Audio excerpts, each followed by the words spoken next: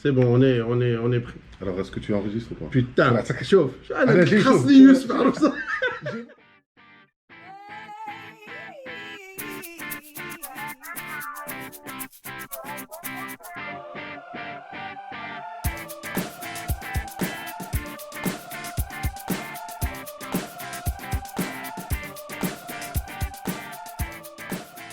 Ok, bonsoir tout le monde. Alors, on est ce soir en train de faire un épisode assez intéressant. Alors, tout d'abord, merci d'être là. Merci à Youssef, merci à Asma d'être là. Merci à toi de nous inviter. Merci. Et on va faire un podcast assez sympa. Certains vont l'appeler peut-être un peu vieux jeu, un peu réac, mais on a décidé de parler de notre enfance et surtout notre adolescence. Mais notre génération et surtout, moi je pense qu'il y a eu un grand écart entre cette génération, on va faire la nôtre, comme ces vieux cons. Non, comme c'est à la mode, on va parler de la génération Y. Ah ouais, c'est vrai. Nous on est génération on est quoi? Y. Non, X, Y, oui. Y. Et eux c'est Z. Moi c'est Z. Maintenant il y a Beta. Beta, ceux qui vont naître. Donc là c'est la génération on a le temps. On a le c'est temps. les années On va 80 jusqu'à 2000. Ouais. Vraiment intéressant. Au début, j'allais mettre une limite, les années 90, etc. Mais on ne va pas se tenir à des dates précises. On va parler plutôt de la génération qui est la nôtre. Et on va commencer. Et à la fin, on va parler de souvent, on dit c'est le bon vieux temps, le bon vieux temps. Ah, tu sais, même nos parents, ils disent c'est à notre époque, etc. Et tout le monde a l'impression de vivre à l'âge d'or. Bien sûr. Chaque génération se revendique étant la meilleure. Et j'avoue, moi, je pense que la nôtre est la meilleure. Donc, je ne déroge pas à la règle. Mais on va voir comment on va décortiquer un peu tout ça. Alors, on a eu des faits marquants. On est dans une génération où on a vécu le avant et le après. Et je pense qu'il y a eu une grande séparation entre le avant et l'après. On va commencer par parler des ordinateurs. Alors, est-ce que vous aviez un ordinateur à la maison et comment ça se passait avec un ordinateur déjà dans le salon, ouais, pas dans la chambre. Il n'y a pas chacun son ordi. Pas chacun son ordi. Un ordinateur immense, gigantesque. Déjà, tu avais l'écran qui était immense, l'unité centrale qui faisait... Alors, il faut préciser, quand on dit immense, c'est pas grand en taille. C'est grand en profondeur.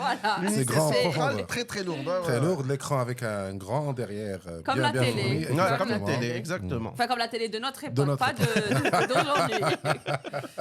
Donc, c'est des petits écrans, mais très, très gros derrière. Il y avait tout un truc derrière. Et voilà, effectivement, c'était des ordinateurs de famille. Mais aussi un ordinateur. Il n'y avait pas grand-chose dans cet ordinateur. Mais l'ordinateur qui mettait une plombe à démarrer déjà. Déjà, on parle c'est-à-dire on parle des années 95, 96. Ouais. Les premiers ordis qu'on pouvait avoir. Ouais. Ceux qui avaient la chance d'en avoir. C'est ça, c'était cher et tout le monde n'en avait pas. Tout le monde n'en avait pas. Et à l'époque, on utilisait pour du traitement de texte. Exactement. On en faisait quoi, justement? Tu faisais quoi avec ton ordinateur? Avant Internet, bien sûr. On parle bien. Avant Internet. Anna, c'était traitement texte. Moi, je me rappelle la première fois où je l'ai utilisé, c'était Windows 95. Donc, j'ai fait du MS-DOS, c'est-à-dire... Et ça, on l'a fait à l'école. À l'école, exactement. À l'école primaire, mais je me rappelle, c'était un écran bleu avec des trucs verts. Ouais, des lignes de code, etc. Des codes verts où tu faisais des trucs, des dessins et tout ça. Ouais. Et on avait un peu déjà un imaginaire sur l'ordi parce que les consoles sont sorties avant les ordis. Les premières consoles de jeux, les Atari, c'était début des années 90. Donc, on savait ce que c'était qu'un écran et des trucs comme ça, mais le premier truc où tu allais utiliser vraiment l'ordinateur, c'était Windows 95. Et aussi le moyen de sauvegarder des données. Alors, on ne va même pas parler des performances de l'ordinateur parce qu'elles sont ridicules. Elles sont inexistantes. Alors, il faut qu'on précise qu'on va expliquer les choses parce qu'on ne va pas parler qu'à notre génération. On va parler aussi à la génération d'aujourd'hui. Et on va utiliser des termes qui ne vont peut-être même pas leur parler. Comme le mot disquette. Maintenant, on dit je vais te mettre une disquette. C'est plus... Alors, tu sais, j'ai complètement oublié. La disquette, il y avait combien de 128 bits, je pense. Disquette, capacité. Je crois que même à Internet, il faut expliquer ce que c'est qu'une disquette. Waouh, un truc de ouf. 1 méga. 1 méga. 1,2 quand même. 1,2 s'il te plaît. Donc 1 méga, bon pour les gens... C'est une photo. Aujourd'hui, sur nos téléphones, quand tu as 500... Il te dit, il est 256 gigas, c'est tout. Là, déjà, une photo sur ton téléphone, Aujourd'hui, c'est 70 mégas, un truc comme ça. Tu ne pourras pas la rentrer dans une disquette. Dans une disquette. En fait, et les disquettes, bon, c'était... ça se cassait vite aussi. Tu pourras la mettre en je vais mettre. Mais surtout que c'était pas fiable. Tu n'étais pas sûr que ton truc était et une fois la disquette est foutue, elle est foutue. Si tu commences à jouer trop avec la petite languette, c'était vraiment... tu passais ta journée là. Elle est foutue. Et moi, je me souviens, alors moi, on a baigné un peu dans l'informatique dans ma famille. Mon oncle est informaticien, etc. Et on était un peu... Mon grand frère était dans l'informatique, etc. Et je me souviens, il ramenait des grosses pochettes avec plein de disquettes. C'est-à-dire avec le casier quand même, un casier pour installer le fameux Windows 95. C'était tout un casier. Tu mettais une vingtaine de disquettes, un truc comme ça. C'était vraiment incroyable. Le début, c'était du traitement de texte, le fameux solitaire et démineur. Voilà. Ouais. Et d'ailleurs, j'ai toujours pas compris la règle du démineur. Moi, le solitaire, tu jouais. Moi, j'ai jamais compris le solitaire. Bah, si, le solitaire. À la fin, c'est la petite animation en deux balles. Ouais, mais c'est finir les suites. Non, je voyais. Le démineur, c'est d'essayer de causer le maximum de casse sans tomber sur la mine. Ouais. Et plus tu avançais, plus ça s'agrandissait, plus il y avait de mines. Donc, même c'était un jeu d'hasard, il n'y avait aucune logique. Exactement. Mais on te disait, il y en a 3, ça veut dire qu'il y a 3 mines autour, un truc comme ça. J'ai jamais fait l'effort de comprendre ça. Moi aussi. Bon, on vous mettra ça à l'image. Putain, il va y avoir du boulot là en poste. Il y avait le premier logiciel de dessin. Paint. Le premier Paint, c'était exceptionnel parce que forcément, avec les premiers ordi, on a eu les premières imprimantes, pour ceux qui avaient la chance d'en avoir, c'était des grosses imprimantes et qui servaient souvent à être utilisées aussi en tant que fax. Ouais, les fax aussi. Ouais, putain, nous, à la maison, on avait parce qu'on avait un fax, donc on imprimait dessus. Il y a encore aujourd'hui des administrations au Maroc qui utilisent le fax. Le numéro de fax, ouais, c'est incroyable. Parfois, on te dit envoie-moi un fax, mais d'où comment D'accord, je repars aux années 90, je t'envoie ça tout de suite. Et donc, c'était les premiers. En fait, c'était surtout pour manipuler l'ordinateur, s'habituer au clavier. Donc, on découvrait ce que c'était un clavier. Et c'était forcément du traitement de texte la plupart du temps. Moi, je sais que c'était du traitement de texte. Traitement de texte. Écrire des choses. Moi, je me souviens, j'utilisais à l'époque le PowerPoint. Mais c'est le début du... Non, il y avait PowerPoint. PowerPoint, je pense que c'était un peu plus tard parce que je me souviens qu'il y avait Internet, le CDI. Ah, donc ça fait, on a basculé. On a basculé vers Internet. On a basculé dans le futur. Mais par contre, moi, j'ai pas souvenir d'avoir utilisé PowerPoint. Moi, j'ai utilisé PowerPoint pour faire des présentations. Donc, au lycée, j'étais la grande Windows star. 98. Ouais, Windows 98. Tu es la grande star quand tu utilises le... Parce que même les profs, ils te disent comment tu fais, comment tu fais. Et alors, il y a aussi quelque chose de super intéressant avec les ordinateurs, c'est les graveurs. Ah, là, mais ça, c'est arrivé après. Avec les CD. Donc déjà, on a eu Internet. Ouais. Alors, il faut qu'on parle de... Alors, Internet, parce que Internet, c'est assez incroyable. Est-ce que tu t'en rappelles, Asma? Hyper lent. Ça devait être sûrement au cyber et c'était pour Mirc 32. Alors, très très bien. Donc, si tu as commencé par avoir Internet, tu l'as pas eu chez toi avant? Non, je l'ai eu au cyber. Non, au cyber. Parce que le cyber, c'était toute une, c'était c'était une activité. C'était après pas, je vais pour me connecter. Déjà, on part entre copines. Bien sûr, tu bois un petit café, le cyber, et on se connecte. Et Mirc. Ah, là, j'ai eu Internet à la maison en 98. Et je me rappelle très bien du modem quand ils l'ont installé. Et à l'époque, comme je te dis, il y avait le fax à la maison. Et il fallait une certaine... le fameux truc quand tu prends le téléphone et tu entends le... Tu entends le... Internet. Et il fallait pas... Je me rappelle plus du truc. Il fallait pas décrocher le téléphone si tu voulais rester connecté. Ouais, il y avait un truc avec le téléphone. Il fallait faire un truc avec le téléphone. Parce que tu utilisais la ligne du téléphone. Et le truc le plus fou, c'est que quand tu te connectais, alors c'était... facturé à la minute. Ouais. C'était pas des forfaits. C'est très très cher. Donc très, très cher. Je me rappelle très bien l'ordi. Au moment où Internet est venu, l'ordi, il était le salon. Il est monté la chambre de mon père. La chambre des parents pour être tranquille sur le truc. Même le téléphone fixe, ça coûtait hyper cher. Bien sûr. Tout était facturé à la minute, au fait. Il n'y avait pas de forfait à l'époque. C'était tu payais ce que tu consommais. Mais est-ce que tu as connu aussi les cyber, etc. Bien sûr, mais les cyber, c'est 98, 99. Les premiers cyber, c'est 98-99. C'était l'avènement. Nous, il y en avait un qui était très connu, le premier à Rabat. C'était Meganet. Avant, il y avait CompuWeb. Alors, CompuWeb, vous allez tous savoir où c'est. Vous voyez Rabat, où il y a le Villa M. Oui, exactement. C'était l'ancien club. C'était la villa avec... Exactement. C'était le premier cyber. Il y avait Meganet, il y avait après Apostrophe qui est arrivé. Meganet, c'est Hamoud. C'est en face de Descartes. C'est là où il y a Hamoud maintenant, à côté de Descartes. Et donc, c'était aller se connecter, bien sûr, l'avènement des mails, donc les premiers Caramel, ouais. Yahoo après, et donc, bien sûr, Mirk. Alors, Mirk 32, les amis, bon, bien sûr, notre génération connaît ça. Mirk 32, c'est incroyable. C'est l'ancêtre de WhatsApp. Le pire, c'est qu'on parlait avec des gens... que tu voyais toute la journée à l'école. Que tu passais la journée avec eux, c'est alors je vous demande tous les deux de me dire la première phrase qu'on écrivait sur Mirk. ASV. ASV. P. Bravo. C'est quoi P? Je sais pas. C'est quoi? C'est âge, sexe, ville, pays. Ouais, mais bon, en général, donc c'était ASV quand tu parlais... alors, ce qu'il faut expliquer... Mais je parlais aux locaux. Mais ce qu'il faut expliquer, c'est que Mirk, en fait, c'est plusieurs chatrooms. Ouais. Et tu peux avoir, par exemple, nous, on avait LPV, lycée Paul Valéry, et il y avait plusieurs... mais en général, tu avais la plus populaire de ton lycée. Il n'y avait que celle-là, il y en avait 2 ou 3. Il y avait celle de ta ville, il y avait celle du Maroc, il y avait celle de française, celle francophone, celle de France, etc.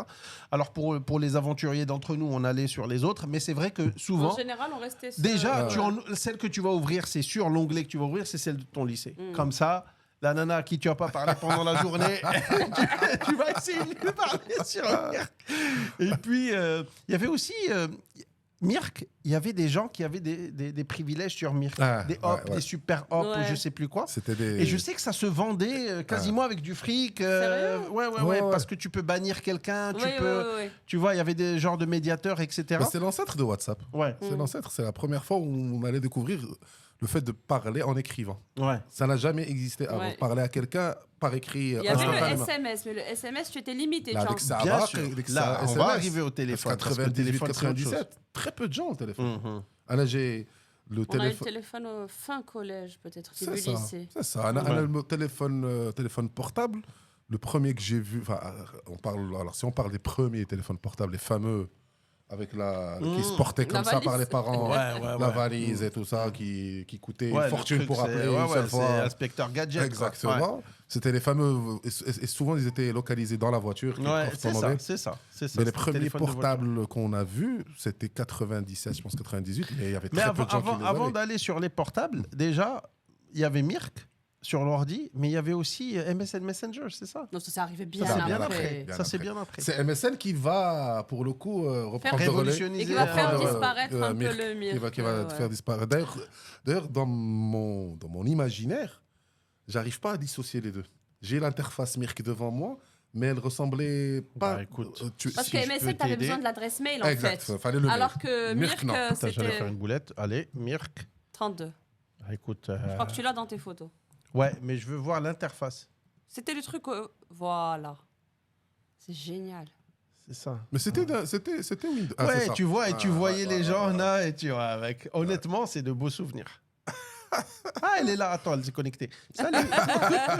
LOL, etc. On avait déjà les LOL. Mais ça, c'est en anglais. Apparemment, aux États-Unis, c'était aussi à la mode. Mais hyper intéressant. Mais il y avait aussi l'ordinateur Alors, il y avait, bien sûr, une manière de se connecter, etc. Mais avant Internet, sur l'ordinateur, toujours, il y avait des jeux. Et les jeux que vous jouiez sur ordinateur, est-ce que vous vous souvenez? Oui, bien sûr. Alors, je vais vous en dire un. Prince of... Persia. Moi, je suis pas très jeu, par Prince of Persia. Moi, j'ai jamais joué ni à... Je crois que j'ai joué à Tetris sur la Game Boy. Mais ton premier jeu vidéo? Non, mais sur ordi, pas de jeu vidéo. Jamais, je suis pas très... Solitaire. Doom? Non, jamais. Duke Nukem? Mais moi, mon premier jeu de basket, je l'ai joué chez le fameux copain. C'est-à-dire que même aujourd'hui, sur mon téléphone, tu trouveras jamais un jeu téléchargé. Ça me branche pas. Alors, les Doom, les Prince of Persia, Duke Nukem, Prince of Persia, les trucs de sport, les jeux de voiture, etc. C'était un ordi. C'est l'ordi, c'était... Pendant des heures, il fallait apprendre les touches du clavier parce que tu joues avec le clavier. Exactement, tu joues avec le clavier. Voilà, moi, ça me gonflait, cette salle. Mais intéressant, moi, je trouve que... Parce qu'en fait, un ordinateur à la maison, tu ne pouvais pas faire grand-chose avec. Avant Internet, avant Internet, il n'y avait pas grand-chose. Ensuite, bien sûr, il y a eu Internet, c'était super cher. Moi, je me souviens, à l'époque, c'était pendant longtemps 50 dirhams l'heure. Bien sûr, au cyber. Donc on se mettait à 2-3. Et à un certain moment, il y a des cyber qui disaient non, 2 maximum, etc.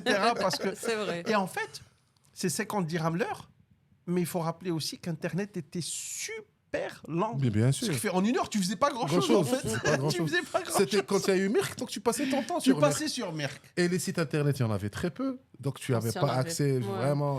Pour télécharger une image, tu la voyais monter. Ah putain, c'est pas celle-là. Allez, on revient. Mais elle a 4 charges. Alors que maintenant, c'est ridicule. Maintenant, c'est que tout est instantané. Et on essaie d'avoir la connexion la plus rapide possible. Et on trouve que la 5G, bon, c'est pas mal, mais c'est pas si rapide que ça. Ouais, non, mais c'était... Mais tu sais que t'as remarqué, dès que ton téléphone, parfois le téléphone passe en 4G, en 3G, tu trouves ça hyper lent. Tu dis, putain, mais c'est vrai que après, bien sûr, les graveurs. Alors, moi, je me souviens que mon frère avait un graveur et c'était l'un des premiers à Meknes qui en avait un. Il s'est fait des couilles en or. Parce qu'il imprimait Encarta, Universalis, le corps humain, les trucs. Et je me souviens, ça se vendait à peu près entre 100, 150 par CD. Et il en faisait une dizaine par jour. Il y a eu toute une industrie à un moment, quand les graveurs sont apparus. Les films, tu gravais tout, en fait. Une industrie qui s'est développée partout au Maroc. Donc, c'est-à-dire les films, les jeux vidéo aussi, à un moment donné et tout. Donc, c'était l'avènement de pouvoir tout avoir sur CD. Et bien sûr aussi, la musique qui va avec. La musique qu'on enregistrait. Alors, il y a maintenant, on va passer à une deuxième partie qui est la vie sociale et qui a vraiment changé dû au fait qu'on n'avait pas autant de distractions. Alors, on va parler de plus de distractions. Il y avait quand même la télé, la radio et des trucs vraiment archaïques pour les jeunes d'aujourd'hui. Mais en fait, qui se souvient de... Surtout, je ne sais pas si les filles, vous faisiez ça aussi. Mais par exemple, pour aller voir une copine, tu pars chez elle. Ouais, où là, on se retrouvait devant le collège, où on avait, au collège, le point de rencontre, c'était apostrophe, vu que c'était en face du collège. Okay. Donc, on se retrouvait tous à apostrophe. Mais par exemple, nous, on veut jouer au foot. ناقصنا واحد ولا on veut faire une équipe de foot خاطر تدق عليهم كاملين سلام خالتي واش كاين عمر non on jouait à l'élastique c'était l'élastique et la corde. Moi aussi je jouais à l'élastique même les garçons on y jouait un peu mais c'est vrai que c'était vraiment cool de pouvoir frapper à la porte et de dire bonjour, est-ce que je pourrais voilà. Il y avait une vie sociale beaucoup plus... Il y avait une vie réelle, en fait, pas virtuelle. En fait, la façon dont on vivait, elle était très, très collective. C'est-à-dire quand tu vivais dans un quartier, tout le monde se connaissait, les enfants grandissaient ensemble, ils avaient des activités d'extérieur, c'est-à-dire jouer au foot, jouer au basket, jouer à des jeux, bien sûr que maintenant, ça ne va pas parler à... Les billes les billes, trombilla, mais attends, par contre, la toupie, il faut informer les gens que c'était pas une toupie digitale comme aujourd'hui. Parce qu'aujourd'hui, ils ont un truc... À mes neveux qui ont 8 ans et 9 ans, on leur a acheté des toupies, des vrais. Des vrais, ils jouent avec dans des quartiers. Maintenant, ils sont des toupies. Là, en bois. Et tu sais كانوا كيحيدوا لهم le truc qui ديرهم سمار. bien sûr. Ça c'était incroyable. كنا كنديرهم سمار حيت كانوا كيلعبوا الترومبيه بالفلوس. كتحط الفلوس par terre des pièces et tu devais la taper. C'était les prémices de l'Qmar. De toute façon, tous ces jeux-là, c'est-à-dire que ce soit le billes, que ce soit le trombilla, il y avait le hockey, ce qu'on disait le hockey, c'est-à-dire que tu jouais amicalement. Il y avait le Karoudi. C'est-à-dire que tu jouais où tu gagnais des billes du gars, ou tu jouais des piécettes, des rabadriels. Aujourd'hui, ça parle à personne, ça parle pas à la génération rabadriel. Je sais même plus si ça existe, ça fait longtemps que j'en ai pas vu. Ça existe, mais on ne le voit pas souvent. On ne le voit pas souvent. Et donc, parce que tout ça faisait que, en fait, on était. Déjà, ce qui était magnifique, le souvenir est magnifique, c'est que tous nos habits, tous nos jeans, tous nos pantalons, ils étaient tous les genoux Moi, j'avais passion POG. C'était ma passion. Les POG, ça a été aussi un phénomène incroyable. Les slammers, je voulais trop gagner des slammers. S'il y a un jeu qui a survécu, c'est bien celui-là. Oui, c'est vrai. Mes petits neveux jouent aussi. Je le vois pas. C'est incroyable. Mais après, ils passent pas. Nous, on pouvait passer toute bien sûr. Toute la récré. Dans ma famille, c'est un moyen de les écarter des écrans. C'est de leur faire jouer les POG, de leur donner les POG. Au moins, mais j'ai remarqué les POG d'Elium qui se قلبوش facilement. Ils sont plus Alors pour expliquer aux gens, aux jeunes et peut-être aux gens qui sont avant nous et avant notre génération et après notre génération, les POG, c'est en fait tu les enfilais les uns sur les autres. Quand tu jouais, il fallait les frapper au carton. Il fallait les frapper. Celui que tu renversais, c'était le tien. Tu le gagnais. Exactement. Et il y avait l'époque, bien sûr, thématique, les Pokémon, plein de trucs de dessins animés. Mais les billes, est-ce que vous faisiez collection? Ouais, bien sûr. Les billes, c'était ma passion ultime. On adorait ça. Parce qu'il y avait en plus, il y avait les noms. Calogudo. Bien sûr. Les normales, les normaux, là, je sais pas quoi. Jaguar. C'était les billes avec le Benas, c'est-à-dire les grosses. Les Calogudo, les calos. Et il y avait des jeux, il fallait mettre une ligne et tu joues à partir de la ligne. Tu dépasses pas la ligne, etc. Est-ce que vous jouiez comme ça ou vous jouiez comme ça? Non, comme ça. Voilà, comme ça. Où il y avait des termes. Et tu sais, on jouait... quand j'étais à l'école primaire, tu avais des arbres et il y avait du sable autour des arbres. Exactement, c'est toujours comme ça. Après, il y avait les termes. Donc les termes sont très... Là, moi, je suis pas une grande joueuse de billes. C'était quoi les termes? Alors, le terme, c'est Qaroudi ou Dahoki. C'est-à-dire que tu déclares avant de commencer. Tu dis au Chalab ou Dahoki ou la Qaroudi.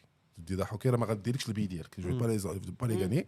Qaroudi, ça devient sérieux. Donc, tu mets la ligne et tu démarres de la ligne. Tu démarres de la ligne.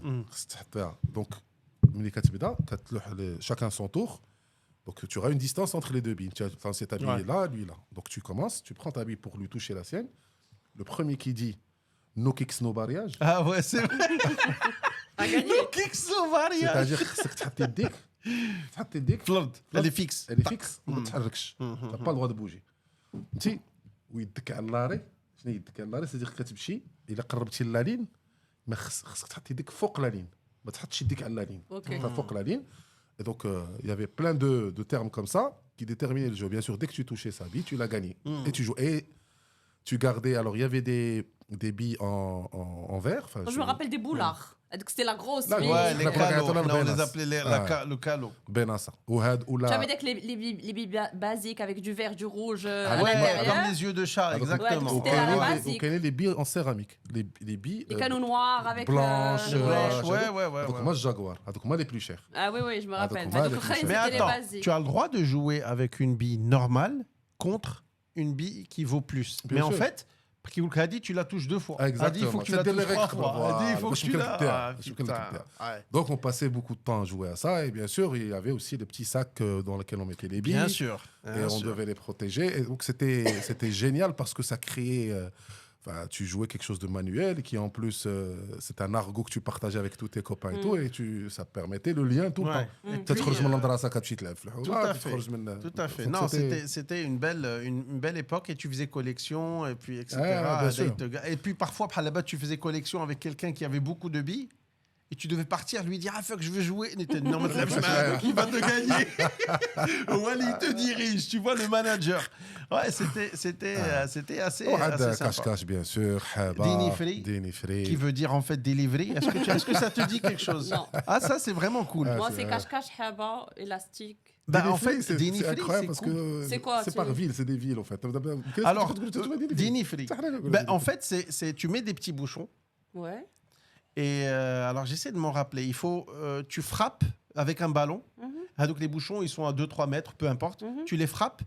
Et là, s'il s'éparpille, en fait, tu dois... Comment ça se passait? Tu cours et c'est quelqu'un qui essaie de les remettre sans que tu le touches avec le ballon. C'est Haba avec le ballon. En fait, avec les bouchons. Haba avec le ballon.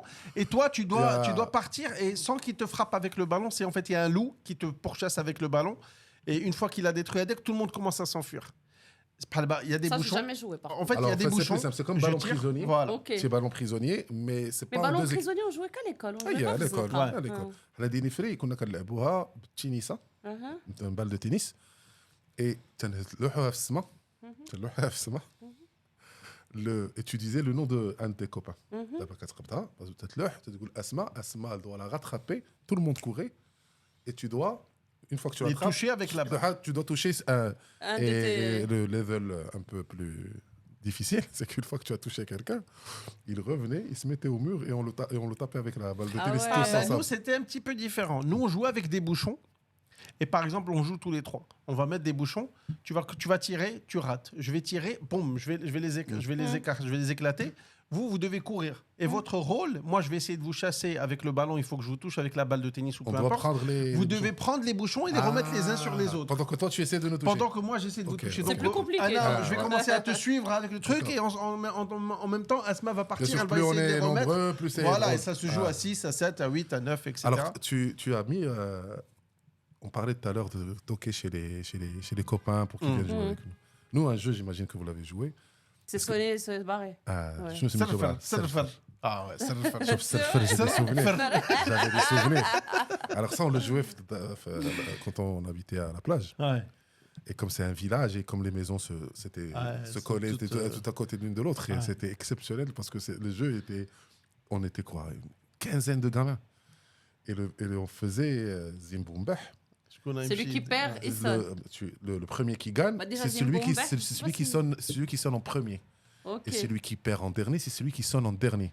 Donc, tu imagines celui qui sonne en dernier, il y a quoi, 15 maisons. Tout le monde, ils sont déjà au courant. Ils sont déjà partis. L'autre, il doit se taper tout le truc. Il va forcément tomber sur quelqu'un qui va sortir. Mais c'est souvent un papa ou une maman qui les connaît déjà. En fait, donc ça n'avait aucun intérêt. Mais je pense que les gosses d'aujourd'hui ne connaissent pas ça. Mais tu sais, nous, ce qu'on faisait, excuse-moi, le jeu, quand tu voulais être un peu vicieux, par exemple, tous les 3, on va, parce qu'on marchait beaucoup, on rentre de l'école. Et en fait, vous êtes derrière moi de 20 mètres. Moi, je vais sonner. Le temps que le nana sorte, vous allez être devant la porte. Et en fait, j'essaie de... bien sûr. Ouais, c'était vraiment sympa. Et bien sûr, les sports dans la rue, c'est-à-dire Kora. Le foot dans la rue, c'était quotidien. Kouitset, Missa. Il y avait aussi un jeu de foot qui était sympa. C'était quand il y avait plusieurs garages. Chacun a son garage. Chacun a son propre chacun a ce cage. il y avait 4 cages, 5 cages, etc. Ça, c'était cool aussi. Et quand la voiture passe, elle faisait limite, elle nous faisait chier. Quoi. On avait la journée qui était incroyable. On avait tous le même programme parce que tu avais école. Et donc, quand tu sortais de l'école, selon où tu habitais, selon... tes parents, la liberté qu'ils pouvaient te donner, tu essayais de jouer au maximum avant de rentrer. Et il y avait le fameux goûter, donc tu devais rentrer pour le goûter. Le goûter, tu joues, après tu rentres pour faire les devoirs. Bien sûr, regardez, on va en parler d'ailleurs, j'imagine. C'est là où ça devient intéressant. Alors, pour finir un tout petit peu avant de passer à ça, il y avait aussi à l'école quelque chose d'intéressant, c'était la fameuse TI. Texas Instruments. Ah ouais, mais ça c'était à l'école, on jouait, mais quand on rentrait, je sais que c'était un peu plus tard. Alors il fallait avoir un certain niveau, voilà, c'est-à-dire c'était pas le primaire, non, mais c'est-à-dire c'était pas le primaire. Mais quand il fallait faire les sinus, cosinus, c'était obligatoire. Mais non seulement ça, mais tu me disais aussi, en fait, on faisait tout, on rentrait tous les cours. Bah oui, on trichait. Pour essayer de tricher, c'est-à-dire la TI, Hazza, mais Hazgalbi. C'était vraiment incroyable. Et nous, on avait même un petit jeu dessus, le pisseur. C'est-à-dire, tu programmes... en fait, c'est une courbe. Et il y a un petit bonhomme qui est tout le temps tout à gauche. Et sur l'écran, il y a un petit seau. Et le petit seau, quand il le remplit avec... Tu dis la valeur de X. Comme ça, il va te faire la courbe parfaite. Et s'il pisse dans le seau, tu as gagné. Et parfois, le seau, il montait un petit peu. Tu lui mettais un petit truc, ou là, il descendait, ou là, il s'écartait, etc. Mais par contre, pour rentrer les cours, c'était une grosse galère. Ben ouais, le clavier, c'était pas le clavier aujourd'hui. C'était pas le... c'est ce que je disais, tu mettais plus de temps à rentrer le cours qu'à apprendre le cours. Mais tu préférais quand même rentrer les cours. J'avais pas envie d'apprendre. L'avènement de la TI, quand elle est arrivée, et au fait, il y avait plusieurs versions. Bien sûr. Il y avait 82, 89, je crois que c'était... Et les profs, au départ, comme forcément, c'est ceux qui avaient fait sciences, scientifiques, maths et tout, ils géraient ça au début comme des calculatrices normales et ils ont commencé à apprendre, à savoir qu'il y avait moyen de tricher. Qu'il y avait des cours, exactement. Mais parfois ils... Et en fait, classe par classe, tu avais des gens qui étaient... Moi, j'avais celle-là. Putain, j'avais celle-là. On peut même plus y accéder, le site est trop vieux. Mais je pense que j'avais le style Hada. J'avais Hadi. Waouh, ouais, mais c'est vrai qu'il y en avait des plus sophistiqués que d'autres. Parce qu'en fait, pour expliquer aux gens... Et ça coûtait cher, hein, ça coûtait cher. Ça coûtait cher, c'est vrai. Bien sûr, ça coûtait cher. Je pense, 1000 balles. Ouais, parce qu'une calculette normale, ça coûtait que dalle. Et ça, on parlait de ces l'avantage de ça, c'est Texas Instruments. Texas Instruments, la TI. Alors, en fait, ce qui est intéressant, c'est que certaines personnes avaient des TI plus avancées et qui te donne même les étapes. Exact. Quand il y a deux inconnus, il te donne chaque étape. Et la mienne, elle te dit, voilà X, voilà Y. Celle-là. Et en fait, tu devais juste pour vérifier. Mais c'est vrai que... Il y a beaucoup de gens qui ont eu leur bac grâce à ça. Et qu'après, une fois que les profs... Moi, je n'étais pas scientifique, donc... Le prof, quand ils l'ont su, ils ont commencé... Celle avec les jaunes et le vert, à gauche. Ah, celle-là? Ouais. Ah, ok. J'ai pas fait long feu avec. Moi, j'ai retrouvé la mienne dernièrement, mais après, je ne sais plus où elle est, mais j'aimerais bien voir. L'utiliser à quoi tu sais, ça peut être sympa. Moi, je trouve que c'était... après, bon, il y avait des TI. Mais une belle époque de TI, c'était un outil intéressant. Après, bon... Est-ce que maintenant ils utilisent toujours les TI, c'est ça ou je pense pas.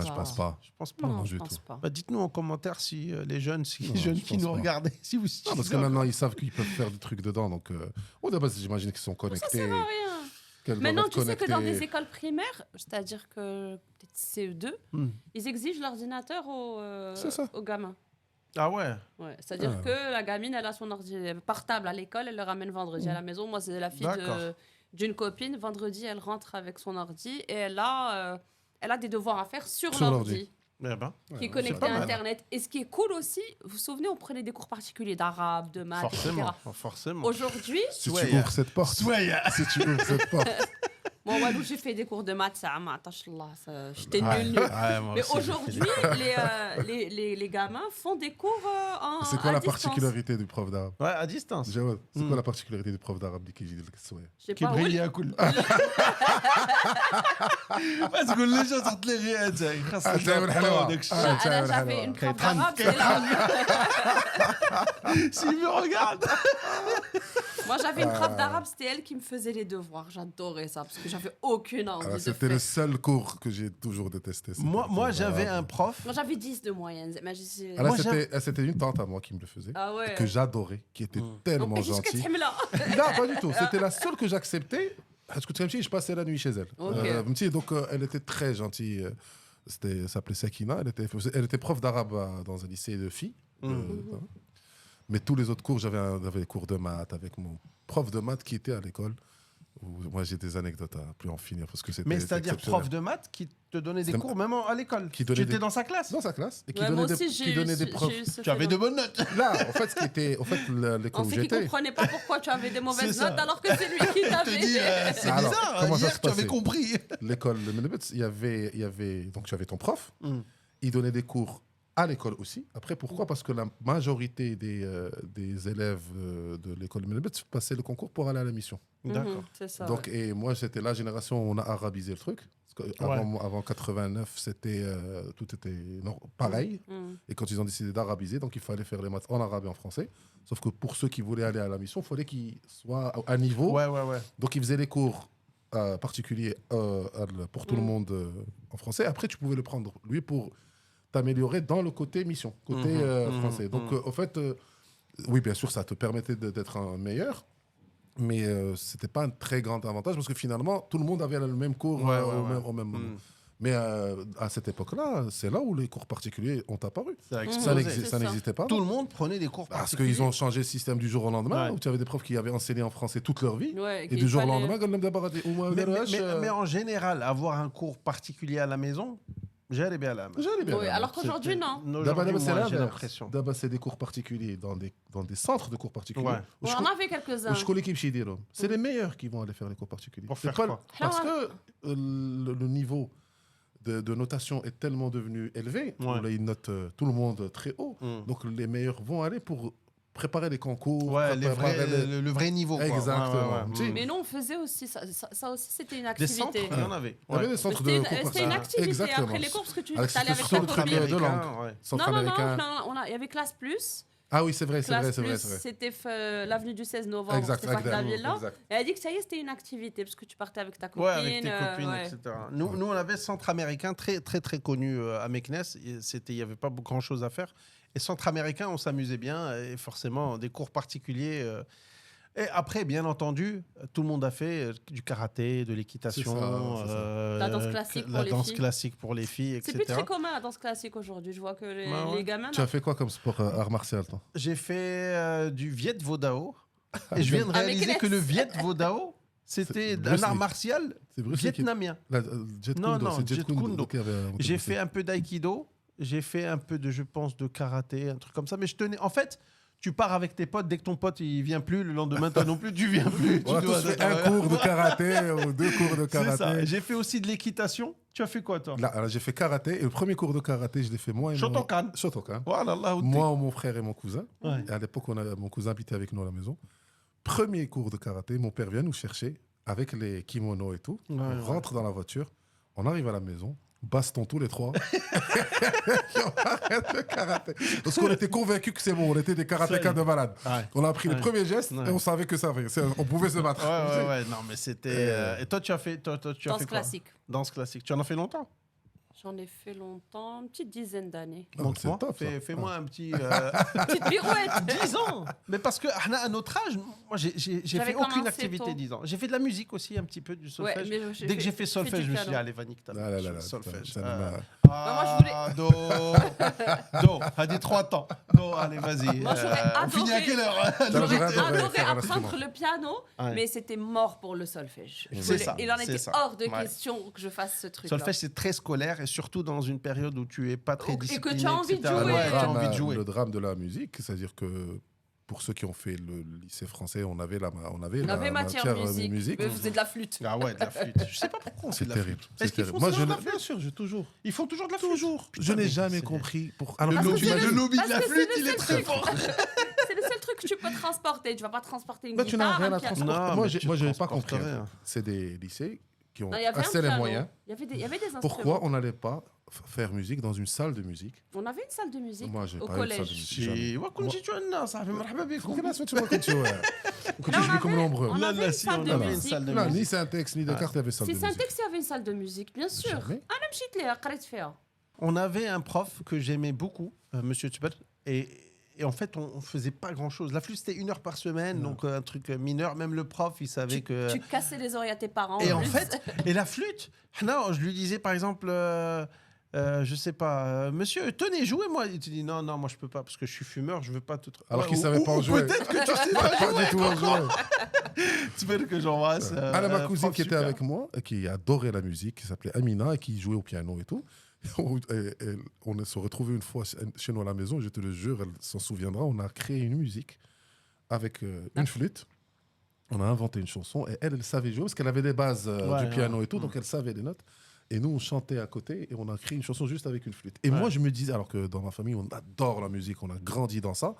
Et je me dis, mais quelle frustration de ne pas pouvoir jouer d'autres instruments. Moi, c'est la frustration de ma vie, de ne pas avoir pu apprendre à jouer un instrument de musique. Parce que le solfège, c'était décourageant quand même. Ouais, mais tu n'as pas besoin de commencer par le solfège. Tu me donnes envie au moins de toucher. Mais tu avais des limites. Non, par exemple, la guitare, je pense, parle sous ton contrôle. La guitare, tu n'as pas besoin de... En fait, il y a 2 voies. Tu peux apprendre sans le solfège. Il y a des très grands musiciens qui ne savent pas lire la musique. Mais c'est après, si je trouve que ça me plaît... Si on me laisse parler, je vous explique. Si on me laisse pas parler, je vous explique pas. Tu es limité, oui, tu es limité. Mais lui, il m'emmerde, il me laisse pas parler. Ouais, tu es limité. On passe à la prochaine. Qui est la musique d'ailleurs? Non, en fait, on va parler musique. Transition, là, j'ai transition. La transition de la marque, de passer de la flûte à Monsieur Tber à la musique. La musique, magnifique. Belle époque. Pourquoi? Parce que la musique n'était pas on demand. La musique, il faut aller la chercher. Et c'était tout le temps l'élément de surprise. J'ai l'impression, je ne sais pas si ça vous le fait, même aujourd'hui, quand je mets la radio, c'est très rare, mais quand tu mets la radio et tu écoutes une chanson que tu as sur ta playlist, mais elle a une femme, elle a un goût, parce qu'il y a le petit élément de surprise. Ah ouais, eux aussi, ils la connaissent. Elle est cool. En fait, nous, c'était que ça. Alors, on va commencer par parler de radio. Radio. Qui consomme de la radio aujourd'hui? Est-ce que tu écoutes un peu la radio? Toi, je sais que tu as bossé un petit peu dans la radio, mais est-ce que dans la voiture, c'est 16 ans? Ouais. Ok. Mais est-ce que je consomme genre peut-être 2-3 minutes par jour. C'est quoi ton truc de radio que tu écoutes? Me dis pas Hit Radio. Non, sinon ça va gigler tout de suite. Je rigole. J'écoute U-Radio pour la simple et bonne raison pas mal, U-Radio. Que de temps en temps, enfin pas de temps en temps, très souvent, il passe des chansons des années justement 90, des trucs de hip-hop, R&B. Un peu de notre génération. que parfois tu as complètement oublié. Et ça te fait plaisir de retomber sur ce son. Je pense qu'ils ont compris que on a un petit peu plus d'argent que le gamin de 19 ans à qui tu vas. Donc, on a un petit pouvoir d'achat. Donc, les pubs vont atteindre un public qui a un tout petit peu plus de moyens. Et le spectre est plus large. Ouais. Quand tu fais des chansons. U-Radio, c'est sympa. Moi, j'aime bien. Tu écoutes quoi? Tu écoutes la radio un peu? J'écoute la radio, c'est-à-dire U-Radio. Bien sûr, fan de sport, donc je me tape Radio Mars pour savoir ce qui se passe au niveau du sport. Par contre, moi, j'aime bien le sport, mais ça me fatigue. J'écoutais pas mal Lux Radio, après j'ai abandonné parce que... J'aimais bien au début les covers, mais c'est devenu lourd. Attends. Lux Radio? Mais je vais pas te dire ce que je t'ai dit en privé. C'est quoi? Excellence. Prostitution. Vas-y, caresse-toi. Non, mais on va couper celle-là. Ou peut-être pas. Mais honnêtement, Lux Radio, c'est déjà le titre est un peu présomptueux, c'est ça le mot. Et je trouve que c'est... Mais c'est pas mal, ils mettent des tubes, en etc. fait, quand ils avaient le parti pris de mettre des covers comme identité musicale de la chaîne... Mais c'est un parti pris ou c'est pour des droits d'auteur? Je préfère... J'espère que c'est un parti pris. Mais est-ce que c'est pas pour des droits d'auteur, justement? De quoi? Non, le fait de mettre que des covers. Ah bon, j'ai jamais C'est-à-dire pensé. c'est pas Maria Carré qui va chanter, c'est... Mais ils doivent payer des droits d'auteur à celle qui chante aussi. Si. Je sais pas. Bien, je pense. Ouais. Mais quoi qu'il en soit, au début c'était sympa. Après c'est devenu lourd. Que ça. À un moment donné, tu as envie d'écouter la chanson. Quoi. Non, mis dans la tête qu'il fallait parler avec une voix suave avec des gens pour les convaincre d'acheter un truc. Donc, acheter du chocolat pour votre Saint-Valentin. Écoute, alors justement, mais la radio de l'époque. La radio de l'époque, ce qu'il faut savoir, c'est que ça avait un rôle majeur. Transistor. Ah ouais, bien sûr. Et ce que j'écoutais, j'adorais cette émission, je sais pas pourquoi. C'était Beit Sadaka sur Medi 1 et c'était une émission de dédicace. Tu avais une chanson internationale et une quelqu'un chanson qui dédicaçait. Et une chanson arabe. Ou marocaine. Et tu devais absolument te coltiner la chanson en arabe pour pouvoir attendre la suivante. Et j'écoutais ça, tu sais, dans mon lit avec le petit transistor noir, avec l'antenne qui fait 5000 km. Et ça, c'est toute une expérience, la radio. Mais ça n'existe plus, les émissions de dédicace. Alors, je vais vous dire, moi, ce que j'ai chaînes radio de musicale, il y en a. Mais moi, ce que j'écoute, ce que je trouve magnifique, je ne sais pas si je tombais parfois dessus, et comme bien entendu à l'époque, tu n'as pas Internet, tu ne vas pas chercher, etc. Mais Pierre Bellemare. Ah, bah ça, c'est extraordinaire. Ah, putain, quand tu tombes dessus. C'est extraordinaire. Mais c'est incroyable. Les histoires de Pierre Bellemare, et jusqu'au jour d'aujourd'hui. Alors, j'ai lu 2-3 livres, j'écoute ces histoires, mais je suis tombé sur un créneau les maîtres du mystère, etc. Je vous mettrai les liens.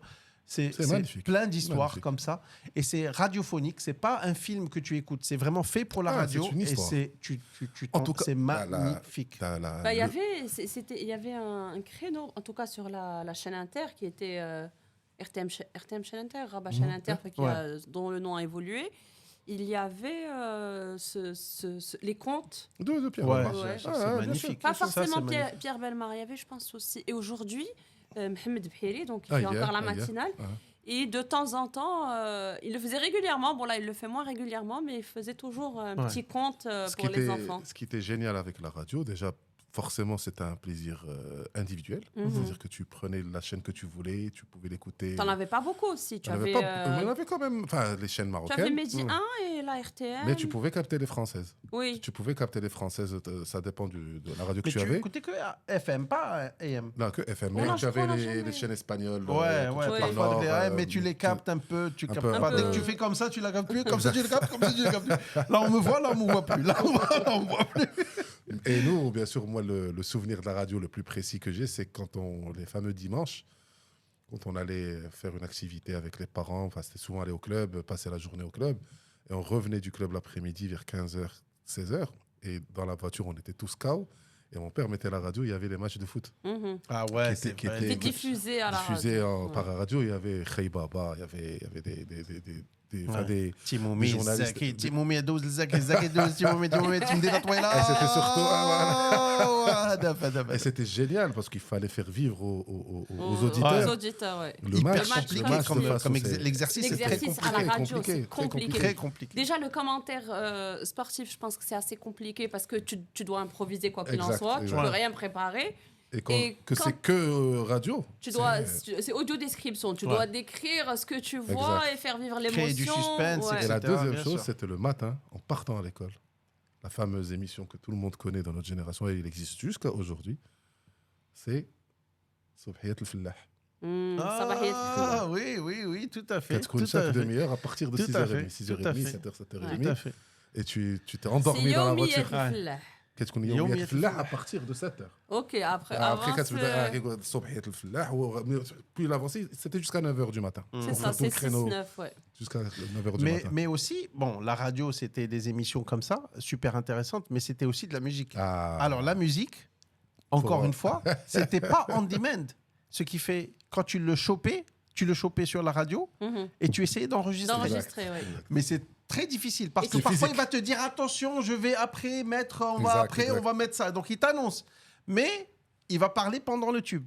Et tu m'avais dit en fait c'était pour les droits d'auteur, c'est ça. Non, c'est toi qui l'as dit. C'est bon. Après, je vais lui régler son compte à lui après. Mais tu sais, est-ce que tu te souviens du gros drame dans cet enregistrement parce qu'on voulait enregistrer avec nos cassettes. Le gros drame, c'était les 4 sortes de cassettes. Tu avais avec le fil. Mais il y a une astuce. L'astuce, il a sorti le cassette. C'est quoi? Tu rembobines à l'intérieur et elle rentre encore dans Non, moi je sortais, je faisais avec le stylo. Non, parce que quand tu la sors, parfois tu la sors quand même là, etc. Il a sorti, tu rembobines. Moi j'ai appris à faire le montage avec un scotch spécial et je collais le fil. Ah ouais, toi, c'est donc c'était une activité intellectuelle et physique. C'est-à-dire que tu enregistrais physiquement. Tu devais être au top de le faire. Ouais. Et ce qu'il faut que la génération qui nous écoute, c'est que ça n'enregistrait pas de la radio. Comme aujourd'hui, tu enregistres un truc, c'est que ça enregistrait la voix qui sortait de la radio. Donc il fallait se taire. C'est vrai. Ah ouais, mais attends. Il y avait un truc où il y avait une transition où tu passais direct, ça enregistrait directement de la radio. Ouais. Et parfois, ça enregistrait avec le petit micro qui sort de ta radio, qui l'enregistre. Donc silence total. Et on avait les Walkman. On utilisait bien les... sûr. C'est la révolution. Après la radio, bien sûr, le Walkman. Là, je suis, Méchi, c'est pas parler de fierté, mais quand je pense que nous avons vécu l'avènement de Walkman, c'est-à-dire que Et après, quand il y a eu le Discman, là, déjà le fait d'avoir ta musique dans les oreilles, d'avoir la musique dans tes oreilles. Avec l'animateur qui n'a pas voulu se taire pour...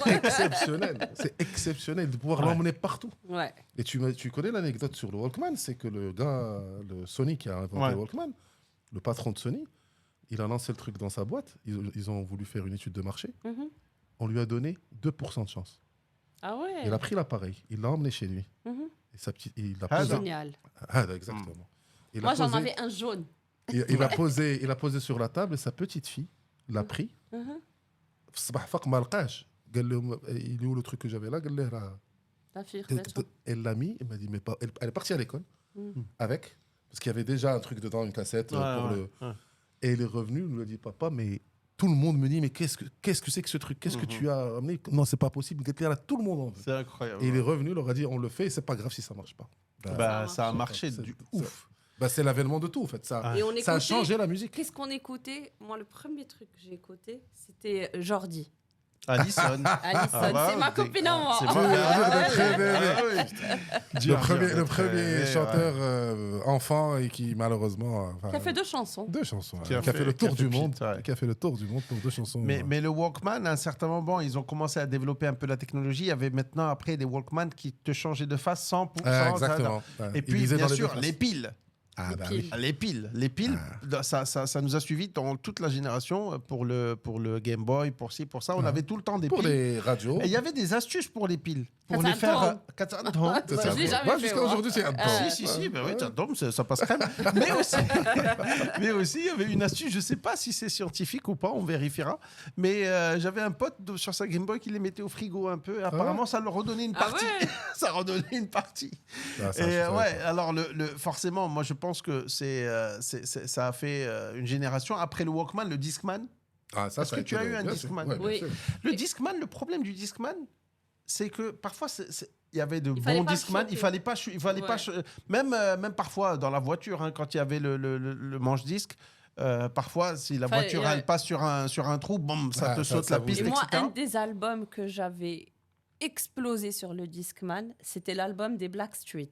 Ah, ben oui. Alors, la grande génération, la grande époque des boys bands. Exactement. Mais les Black, pas les Backstreet Boys, les Blackstreet, les... Ah, le Kouhl.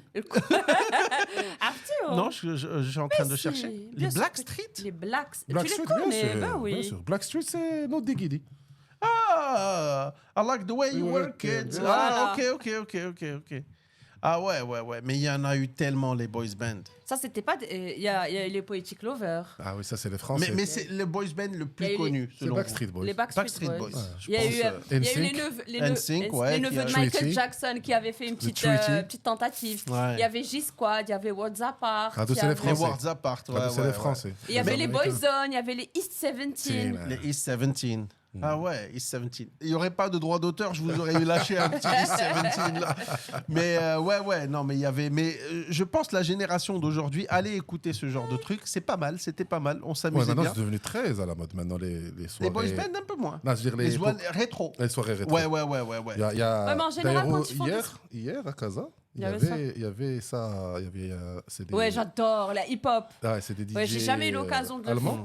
Allemand, ouais. C'est une soirée qui fait le Old tour du school. monde. Ah, J'ai jamais eu souvent- l'occasion d'y assister, mais quand je vois les sons qu'ils mettent, tu sens que tu as complètement Ouais, c'est oublié. magnifique. J'ai assisté à une il y a 1 mois ou 2 mois, c'était magnifique. Ouais. Mais ils la font en général en semaine et il y en a qui travaillent. Mais jeudi à Casa, c'est le meilleur moment pour y aller. Et vendredi au travail. Tu passes au week-end. Tu vas ce week-end, tu prends 2 cafés bien Et le font cassés. vendredi à Rabat, mais maintenant comme le Sky Bar, parce qu'ils le font au Sky Bar. C'est fermé. Le Sky Bar de Rabat est fermé, ils le Ouais. font plus.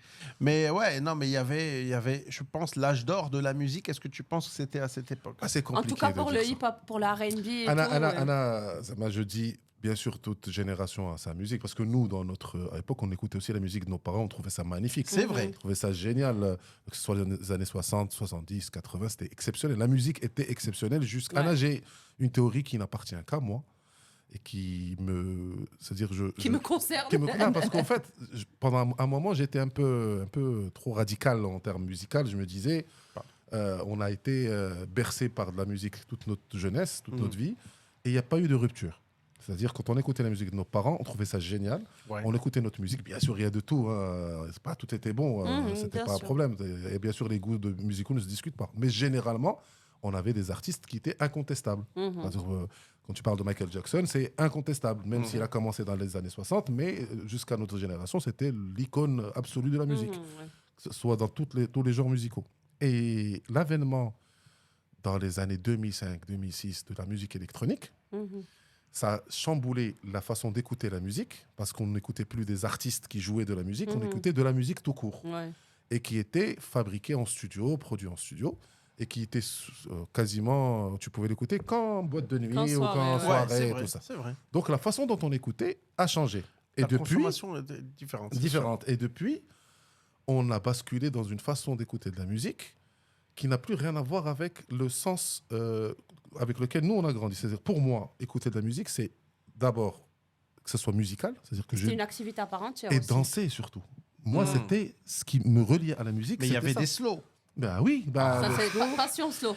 Non, le slow, c'est maintenant ou jamais. Après le slow, il faut rentrer à la maison. Donc, Après, c'est nous, on foutu. sortait. après, c'est foutu. Nous, on sortait pour écouter de la musique, mais pour Pour danser, ouais, c'est vrai. danser dessus. Et ça Moi, je créait... me rappelle avec mes copines, on rentrait à la maison crevée, Ben on oui. passait la soirée à ben danser. oui. Et donc, une fois que les années 2010, 2011, on commençait à écouter de la musique, Mais là, plus grand monde ne danse. Hein.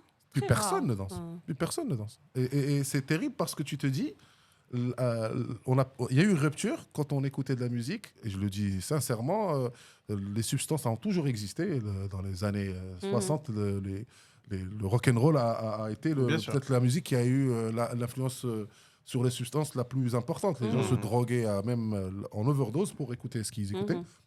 Mais il y avait des musiciens, il y avait des artistes. Maintenant, vrai.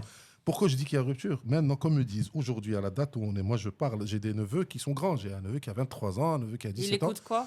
Ils écoutent ma musique. Ah, ok. Ils écoutent la musique ils sont fous de la musique des années 90 et 2000 parce que c'est vrai qu'ils ils ont été influencés, ils ont grandi dans cette musique. Mais je leur dis, dites-moi, à part le rap c'est un sujet à part. Le rap, c'est un phénomène qui est incroyable parce qu'on pensait que ça allait s'éteindre en Ouais. quelques années. Ouais. C'est la musique la plus écoutée jusqu'à aujourd'hui, dans tous les pays du monde. Je mets le rap de côté. Mais je leur dis, dites-moi aujourd'hui, donnez-moi 5 artistes de votre génération. Je vous donne même, 5, 6, 7 ans, depuis 5, 6, 7 ans, qui sont des artistes de fou et qui vont être iconiques d'ici les 10 années à venir. Ouais. C'est pas beaucoup. Il n'y en a pas. Pas beaucoup. Ouais, c'est les chaises musicales. Aujourd'hui, on parle de Beyoncé. C'est ma génération, c'est notre génération. Beyoncé. Elle a commencé avec Destiny's Child en 97. Say my name, say my name. Ouais. En 97. Tu prends l'artiste pour moi qui représente quelque chose de vraiment... PDD. C'est pour ça que j'ai voulu mettre le rap de côté.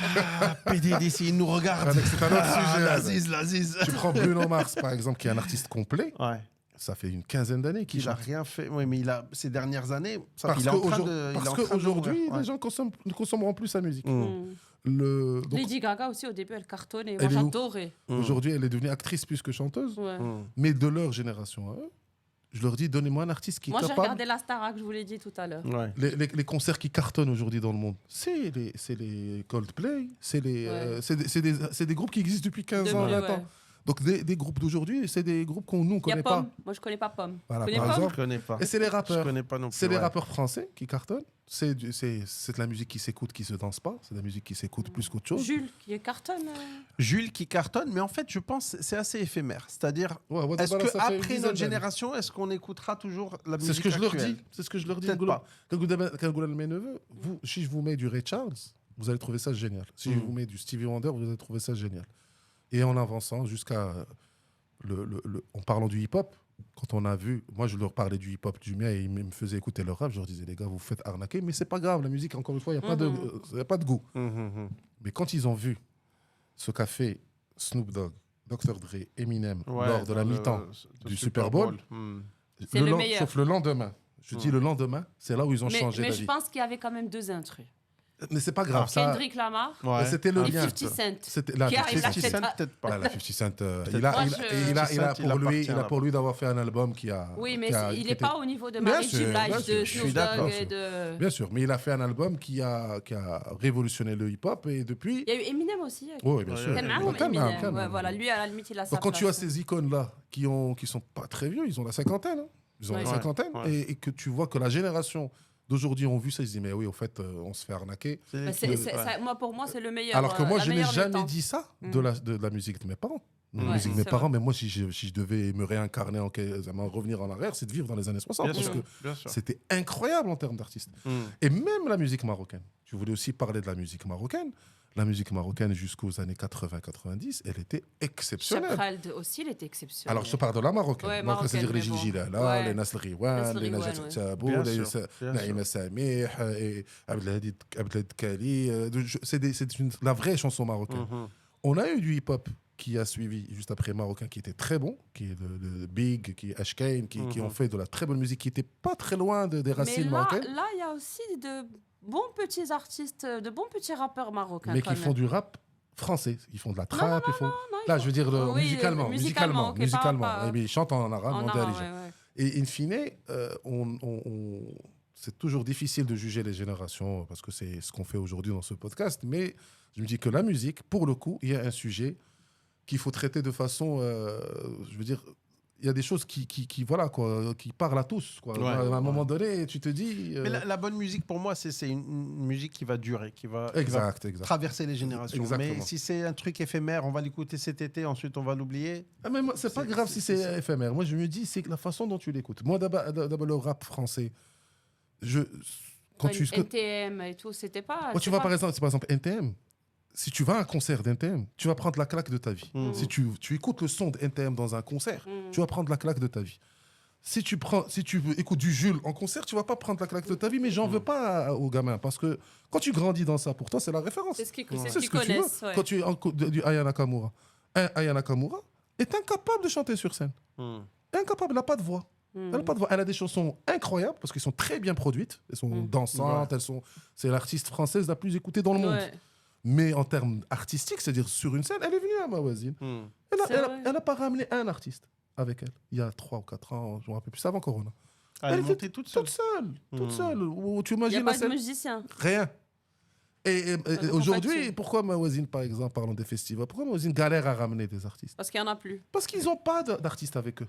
La scène l'OLM, il a vu les meilleurs artistes du monde. On a passé l'âge d'or aussi. Elle a vu Scorpions, elle a vu Elton John, c'était des troupes de 80 artistes sur scène. Santana. Ils avaient même ramené au Bourg-Grec, moi je venais de rentrer... George Benson à Bourg-Grec. Ils avaient ramené Ennio Morricone. Et Ennio Morricone était venu, parce que je me rappelle, j'avais bossé cette année-là sur Mawazine, il avait ramené 99 musiciens avec lui. Tu imagines sur la scène de Bourg-Grec. Ouais. Alors que la scène l'OLM, on a vu des icônes qu'on n'aurait jamais espéré voir. Al Jarreau. Et moi, quand tu fais aujourd'hui, et j'en veux pas là. Mais aujourd'hui, par exemple, moi, quand je vois la scène de l'OLM, il n'y a rien qui me. Oui, mais malheureusement, tu peux pas leur en vouloir parce qu'il n'y a rien à ramener. Sting. Moi, tu vas pas la ramener pour la deuxième fois. Un artiste Sting, j'avoue, 2 fois. Et à un moment donné, tu vas te retrouver à ramener. Et qu'est-ce qu'ils se disent? Il faut qu'on touche la nouvelle génération. Aussi. Et quand tu vois les artistes, d'ailleurs, ils ont des artistes tellement pauvres musicalement qu'ils sont obligés d'en programmer 2 par soir. 2 par soir, ouais. Ça montre de quoi remplir la rupture que je te parle. Ayra Starr, je pense, elle est africaine. Ayra Starr. Elle a fait 40 minutes de concert au Bourg-Grec, 45 minutes. C'est ça dont je te parle. À la rupture, c'était nous, quand les artistes venaient, on se disait, j'espère qu'il va passer le maximum de chansons. Et il était obligé de faire un choix. Et il te faisait 1h30 de concert. 1h30 minimum, et il revenait pour la dernière chanson. Donc c'est ça dont je parle, c'est cette rupture. Par contre, celle qui m'a vachement déçue, alors que son album, c'est l'un de mes albums préférés, c'est Lauryn Hill. Ouais, elle a mal fini. Elle a eu des problèmes personnels. C'est un artiste exceptionnel, mais malheureusement... Quand tu écoutes son album, il est génial, mais elle a tout essayé de rapiser, entre guillemets, hip-hopiser, alors que c'est pas du tout son... En fait, elle peut tout faire, mais elle a eu une vie personnelle qui a été chaotique. Toi aussi, tu vas dire Khorj عليها راجلها. ما عرفتش شكون خرج عليها لا parce qu'il y a des gens qui me disent ça. ويتني وستون خرج عليها راجلها وخلاص حبيبي وينها خرج عليها راجلها شكون خرج عليها شكون s'en fout. هي خرجت على راجلها peut-être. Non, je rigole, je sais. Mais elle a une vie chaotique. C'est-à-dire ça elle a mal fini, mais à un certain moment elle a eu des problèmes avec les daraib. Et donc elle a failli tout perdre. Je l'ai vu sur scène, elle a des tocs. Elle arrive même pas à se tenir, elle arrête pas de... En fait, ça se voit qu'elle est perturbée. Qu'elle est pas bien, alors que c'est une artiste de malade. Incroyable. Elle est exceptionnelle, cette artiste. Passons aux dernière partie, l'avant-dernière, la musique, les films, pardon. Les films. Alors, les films, c'était tout un programme. Beaucoup de gens de la génération un peu plus jeune, quand vous finissez avec les téléphones, vous nous dites. D'accord, ils viennent de lancer un truc génial sur Rabat, je fais la capture d'écran pour le garder. Incroyable, fantastique. Un audio guide pour visiter la ville de Rabat. Un truc intéressant par rapport au film, il y avait le décodeur 2M. Ça, c'était la révolution. Le décodeur 2M qui était payante. Bien sûr. Mais ce qu'il faut savoir aussi, 250 c'était un petit peu cher. Le logo était sympa avec les couleurs, etc. Quand il y avait le décodeur. Mais la télé, elle avait un début et une fin. Ouais. Et le tout début, c'était l'hymne national, le Coran. Et les dessins animés. Et ensuite les programmes pour la ménagère, on va dire. Ça, et il y avait tous les dimanches matins Salut les petits loups. Tu sais, Salut les petits loups. Et il y avait Qet al-Atfal, c'était à 17h samedi. Le samedi matin, il y avait NBA Action. Ça, c'était incroyable. On voyait que des dunks, on avait l'impression qu'ils faisaient que ça. Alors quand tu pars voir un match, ils ratent quand même. On nous montre jamais ça. Et il y avait en fait plein de programmes qui étaient incroyables. Je sais que le mardi soir, il y avait Cinestar. X-Files aussi. Oui, il y avait X-Files et il y avait Cinestar avec Touria Souaf, un truc comme ça. ça. Non, c'était avec Bouchra Alemi. Bouchra Alemi, yes. Tu veux parler de deuxième des débuts? Ouais. Je veux. Déjà les séries. Il y a Top Model. Top Model qui a duré une vie, ça. Mais qui dure pas sur 2 heures. Il y a Santa Barbara. Santa Barbara, tu nous diras. Il y a Docteur Queen, femme médecin, j'adore. Et ça, c'était dimanche matin. Il y avait Rémi sans femme, Mimskin. Mais il a trouvé finalement sa fille, qui va mieux. Dallas, bien sûr. Il y avait Dallas. Et ce qui était génial, au fait, c'était toutes ces séries dont on parle, en fait, on ne savait même pas, ce n'était pas des séries, on les appelait des feuilletons. Des feuilletons, oui. C'est des feuilletons, parce qu'il y avait une continuité dans les... Ouais. Et ce qui était génial avec la télé de l'époque, c'était qu'un endroit de rencontre familiale. Tout le monde était devant la télé. Est-ce que vous avez dit tout à l'heure, il faut se lever pour changer de chaîne? Ouais. C'est ça, il n'y avait pas de télécommande. Il n'y avait pas de télécommande. Moi, je me souviens... C'était le plus jeune qui allait, donc moi... Bien sûr, c'était le plus petit. Change, et tu changes, remets la 2, remets la 1, remets la 2, la 2. Heureusement qu'il n'y avait que des chaînes. Il n'y avait que des chaînes, voilà. C'était vraiment incroyable. Alors, je vais vous montrer, et je vais le montrer aussi à l'écran. Mais est-ce que vous vous souvenez de ce monsieur? Oui. Ouais. Alors, c'est qui? C'est XOR. XOR, le shérif. Oui. Le shérif de l'espace. Ah oui, voilà. Il n'y a plus de respect ou quoi? Le respect. Il n'y a plus de respect. Incroyable, XOR. Et est-ce que vous vous souvenez de ce gars? Je me rappelle plus de son nom. Celui-là, il est plus difficile. Je me rappelle plus de son nom, mais celui-là, j'étais un peu trop jeune, mais je me souviens de son nom. Il s'appelle Sasuke. Sasuke. Non, je connais pas. C'est un petit ninja. Exact. Alors, quand j'ai cherché, bon, c'était un peu différent. Alors, et bien entendu, la première chaîne. C'était ça avant qu'elle commence. Voilà. Et quand elle termine, elle mettait ça. C'était la mire, ce qu'on appelait la mire. C'est-à-dire que quand tu te réveillais trop tôt le dimanche matin, tu regardais regardais ça. Tu attends. Tu attends. Tu attends. Jusqu'à tu mets le Coran, tu commences à préparer le petit-déj. Ça va venir incessamment sous peu. C'est quand même incroyable. Alors. Maintenant, maintenant, il y a tellement de choix sur les plateformes que parfois je cherche et je m'endors en cherchant. Finalement, je regarde rien. C'est ça. Ça veut dire que c'est pas on demand. Donc, 2M, bien sûr, ne manquait pas le meilleur. Je me rappelais du premier film qu'avait passé 2M. Pour le lancement de 2M, en clair, c'était Le Diamant Noir. Et je me rappelle de ce moment-là, quand on a vu le film et tout. C'était avec, comment il s'appelle, Michael Douglas. C'est un très, très beau film. Et après, bien sûr, c'était le sujet dont tout le monde parlait dans l'école. Qui a le décodeur, qui n'a pas le décodeur. Bien sûr. Qu'est-ce qui passe en clair, qu'est-ce qui passe en crypté. Et tout mais ça. après, rapidement, il y a eu le TPS. Le TPS, là, le Maroc s'est connecté et tu vois des bidonvilles. Il y avait la parabole avant. Il y avait la parabole. Parabole avant le TPS. Parabole, tu voyais des bidonvilles à perte de vue avec plein de paraboles. Tout le monde avait la parabole. Tu sais que c'est interdit maintenant? Oui, ils essaient de les enlever. Ah ouais. Je sais pas tu sais que l'histoire de la parabole, le premier qui l'a fait rentrer, c'était le feu roi Hassan II. Et qui voulait déjà voir les chaînes qui étaient accessibles et tout pour décider est-ce que ça devait possible ou pas. Et les gens autour du palais royal, d'El Touarga, le grand palais royal de Rabat, captaient, grâce aux antennes classiques, captaient quelques chaînes parce que la parabole qu'avait le palais était tellement énorme. C'est ça, il ramenait les satellites. Par contre, ce qui est incroyable, vous vous souvenez, tu as évoqué l'antenne, c'est un truc qui n'existe plus, je crois. Si, mais ils sont toutes petites. Non, mais par exemple. Tu peux l'antenne, les 15 qu'on fait. Bien sûr, كاينه. كاينه. كاينه في السطح. C'est vrai que. C'est vache qu'نديروا بها. Si, elle te sert à t'attraper les chaînes normales. Ben non, mais qui regarde les chaînes normales? Parce que tu as la TNT, les gars. Ouais, mais tu l'as sur. Moi, j'ai pas la télé, donc je sais pas. Enfin, j'ai la télé, mais j'ai pas. Maintenant, il y a la télévision nationale terrestre, c'est-à-dire que tu captes avec cette antenne les 8 chaînes marocaines en qualité HD. Oui, mais tu peux les regarder sur. Bien sûr. Mais par contre... La programmation est différente par contre, maintenant qu'on va regarder la Coupe d'Afrique, vaut mieux regarder sur la TNT avec antenne parce que le signal est plus rapide que la TNT captée par le signal IP.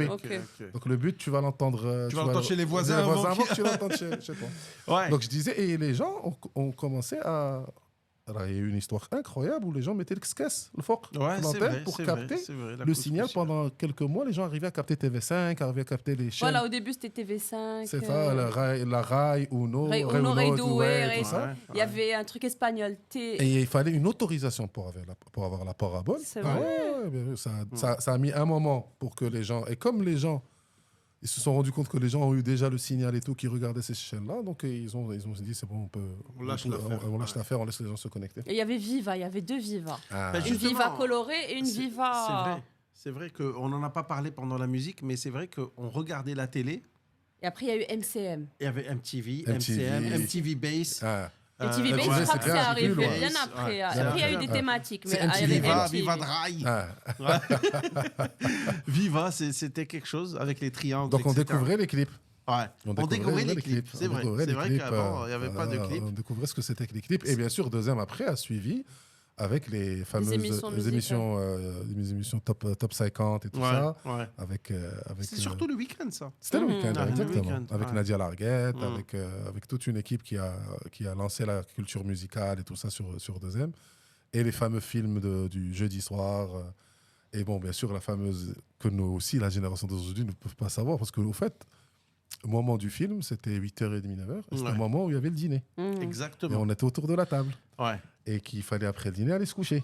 Et toi, tu voulais finir le film. Voilà, et on retardait. Et on mangeait tout doucement pour pouvoir... La bataille, bien sûr. Parce pour pouvoir rester devant la télé. En général, 9h, c'était l'heure du film. Et c'était plus ou moins... L'heure du coucher. Et donc, il fallait négocier, il fallait... Exact. Ouais, c'était vraiment intéressant, la télé. La télé, à l'époque, était vraiment intéressante. Aujourd'hui, bien sûr, Netflix. Exact. Netflix, il y a tellement de choix que tu passes plus de temps à choisir le film qu'à regarder le film. En fait, tout est devenu à l'inverse de ce qu'on a vécu. C'est-à-dire avant, on te proposait et tu regardais. Spontané, ouais. On te proposait, tu avais un programme, tu savais que ça passait à telle heure et tu regardais. Et aujourd'hui, c'est toi qui décides ce que tu vas regarder. D'ailleurs, plus personne ne regarde la télé. On regarde YouTube à la télé, on regarde Netflix à la télé. Regarde, moi, c'est ça. Donc, on choisit nous-mêmes nos programmes. Et bien sûr, comme c'est bête et méchant, les algorithmes, on te propose tout le temps la même chose que ce que tu as regardé. Donc, il n'y a plus la proposition éditoriale, c'est-à-dire les chaînes se Tu ne diversifies pas, en fait. Ouais, tu diversifies pas, tu as toujours la même chose. La seule chose aujourd'hui qui tient le coup, c'est les matchs de foot, parce que forcément, ça se joue à une heure précise, donc tout le monde regarde à la même heure. Mais le reste, c'était... Mais même les matchs de foot, on ne regarde plus sur les chaînes nationales, on regarde sur beIN. Bien sûr. Ils n'ont pas les moyens de diffuser ces matchs. Et malheureusement... C'était aussi un lien social, la télé. C'est-à-dire que le lendemain, tu parlais de l'émission que tout le monde a regardé, de Captain Majid, par exemple, dessin animé. On regardait ça.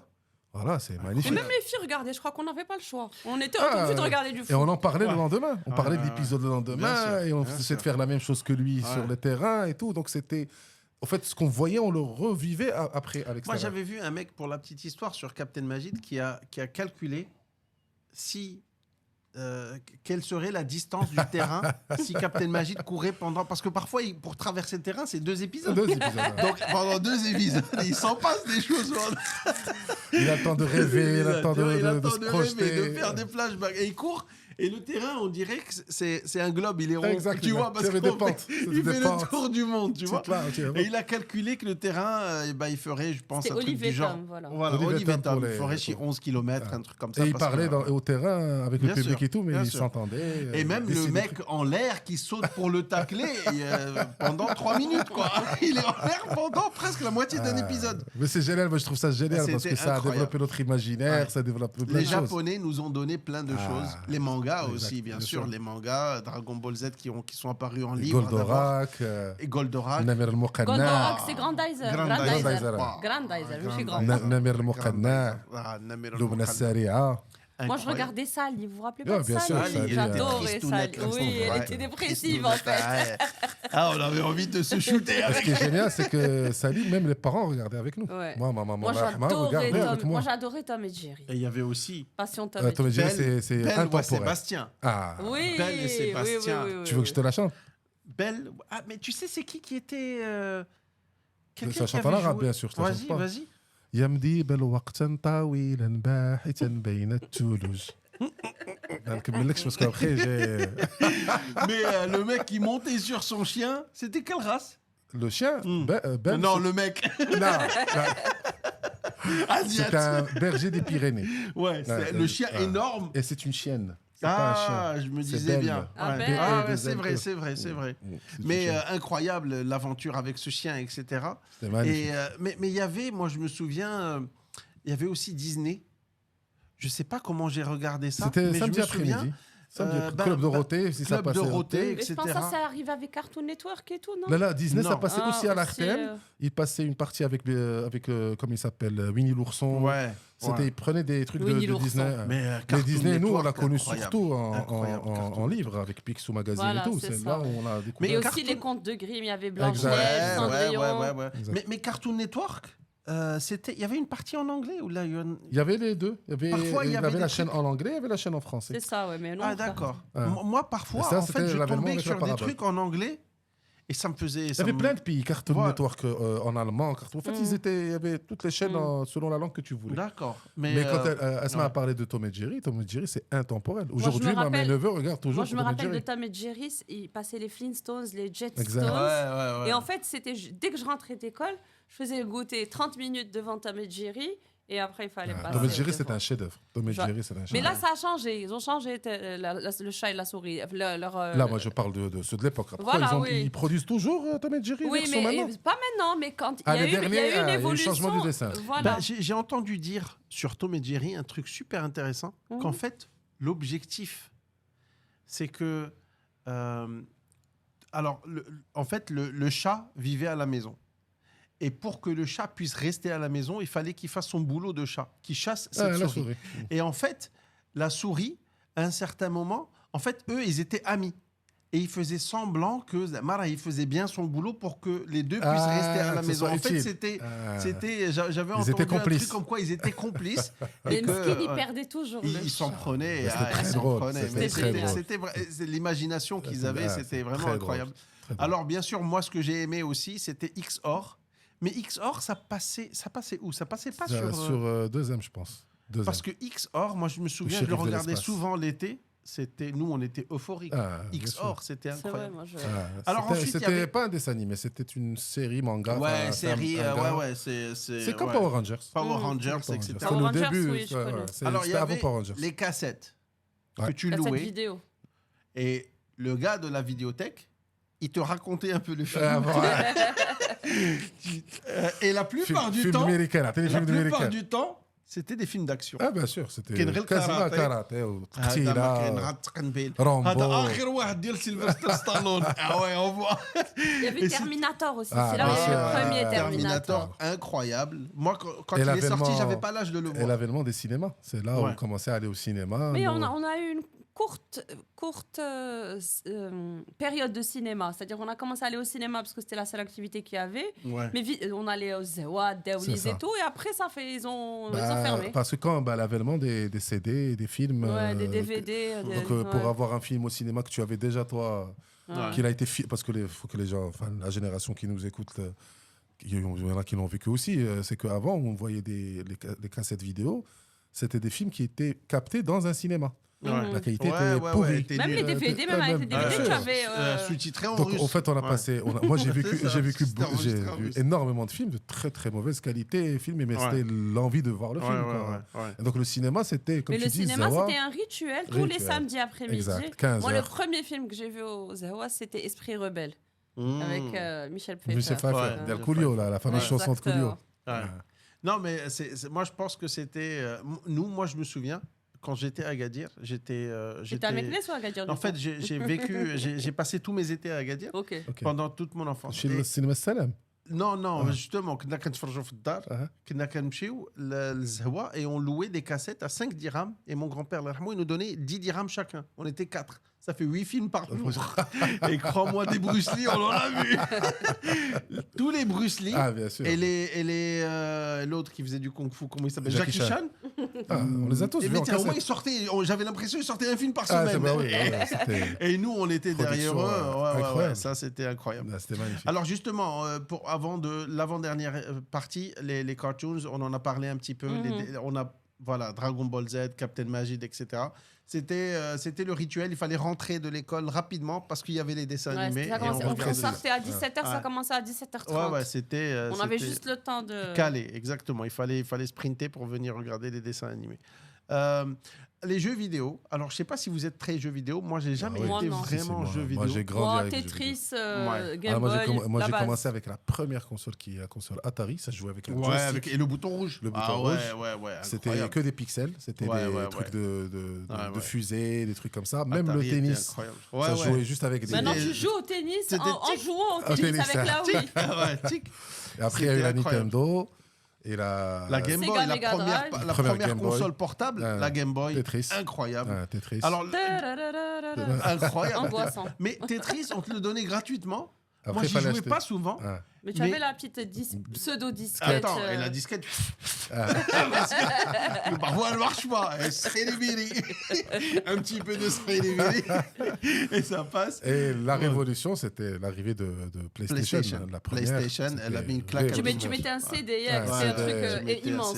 Le CD, c'était incroyable. C'était des jeux incroyables. Et après, bien sûr, on a vécu la. Mais c'est quoi les jeux qui t'ont marqué, toi, qui as joué moi, en général dans toutes ces Il y avait Street Fighter. Bien sûr, sur la Nintendo. Mais moi, Street Fighter, je l'ai plus joué. Incroyable. Dehors. Voilà, en arcade. Ah ouais, en arcade. En arcade, j'ai plus joué Street Fighter et Mortal Kombat en arcade. Avec les dirhams Karavata ou Black Karavata. Moi, c'est je prenais Ryu ou Dalsim. Ouais. Dalsim qui avait le point qui part loin. Qui partait loin. Ouais. Et après, bon, le jeu qui nous a marqué, mes plus belles soirées de jeux vidéo, parce qu'on se retrouvait pour jouer, c'était l'avènement des jeux de foot. C'était pro. Moi, j'ai pas adhéré à ça, mais c'est vrai que c'était un culte. C'était un culte. C'était exceptionnel. J'ai des soirées en Le premier bon jeu de foot auquel tu as joué. Si, ISS Pro, alors je ne sais plus lequel. Alors, c'est l'avènement de la PlayStation 2. Quand il y a eu la PlayStation 2, ils ont sorti... Mais c'était pas des vrais joueurs comme aujourd'hui. Tu choisissais pas le graphisme. Non, il y avait quelques équipes qui avaient des vrais joueurs et d'autres qui inversaient le nom. Ouais, on va mettre Ronaldo et on va mettre Donraldo, un truc comme ça, juste pour ne pas avoir à payer de l'argent. C'est Ronaldo de Medina. C'est ça. C'était un jeu de Konami, qui était PES, qui a dominé pendant très longtemps. Et c'est jusqu'aux années 2010, 2011 que FIFA a repris un peu le dessus. Après, ça, il n'y a plus que FIFA. Ouais. Et bien sûr, avec l'avènement, la Play 3, la Play 4. Bon, en fait, après, c'est devenu... mais la génération qui a grandi avec les jeux vidéo jusqu'à aujourd'hui, moi, j'ai des amis qui ont mon âge qui jouent toujours, qui jouent vraiment toujours aux jeux vidéo. Mais par contre, le prix des consoles aujourd'hui... c'est devenu... C'est la Xbox 360, ou je ne sais pas trop... La Play 5, c'est même pas le fait d'acheter la console, c'est que tu achètes la console. Et aujourd'hui, tu achètes des abonnements. Tu payes par mois pour jouer. Ah ouais. Parce qu'ils ont introduit dans les jeux, que ce soit les jeux en ligne, que ce soit les Fortnite, les compagnies. Serveurs, etc. Non, tu payes au fait des trucs pour équiper ton joueur. Voilà, c'est ça. Ouais, tu achètes des... Le foot, tu achètes des cartes pour avoir des joueurs et tout. En fait, ils te font payer tout le temps. Nous, le jeu, d'ailleurs, moi, je me rappelle la Play 2, quand le PES sortait, il coûtait à l'époque, c'était déjà l'euro, il coûtait entre 50 et 60 euros, ce qui était très cher. Donc, qu'est-ce qu'on faisait ? On en achetait un. Avant qu'il y ait le flash. Avant qu'il y ait les flashs. À l'époque où j'étais en France, on en achetait un entre potes et on se le faisait. Vu qu'on jouait ensemble de toute façon, donc on jouait chez quelqu'un.